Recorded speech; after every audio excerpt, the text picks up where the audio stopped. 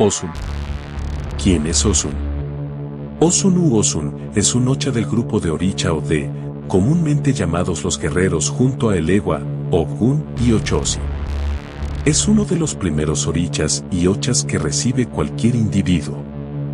Osun es un oricha que consagran los Ewon y Orunmila, y solo estos tienen potestad para entregarlo.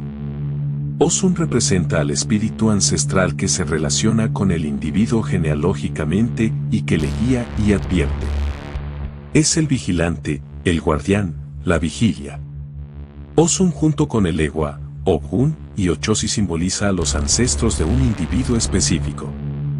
Como no va a la cabeza y en su caso se hace Obatala, no tiene caminos. Se recibe uno con Azujuano o Babaloaye, que en la actualidad debido al sincretismo es rematado en su punta con un perro, otro con Oduduba rematado por una paloma con las alas extendidas y del alto de su poseedor. Osun guarda una relación especial con Orunmila. Orunla se apoya en Osun, siendo este su bastón para obtener los poderes de la adivinación y el conocimiento real y trascendente. Este oricha no se asienta, ni se sube.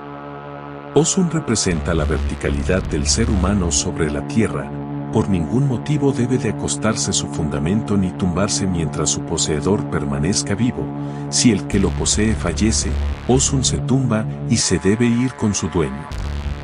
Cuando Osun se tambalea o cae solo, es porque su dueño está siendo presa de una brujería.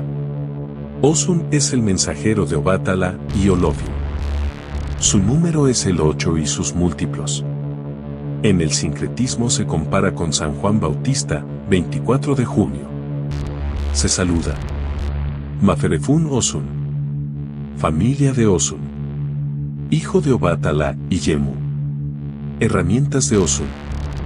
Está representado por una copa de metal plateado que en la parte superior puede tener la figura de un gallito y que en su interior lleva una carga secreta. Su base es sólida para mantenerlo parado. No posee atributos y no lleva manos de caracoles ni collar. Su color es el blanco por excelencia, pero también representa todos los colores, porque Osun es también color. La pintura que se realiza en el piso debajo del pilón en asiento de ocha se denomina Osun y la que se realiza en la cabeza del Iyabo Osun Ledi.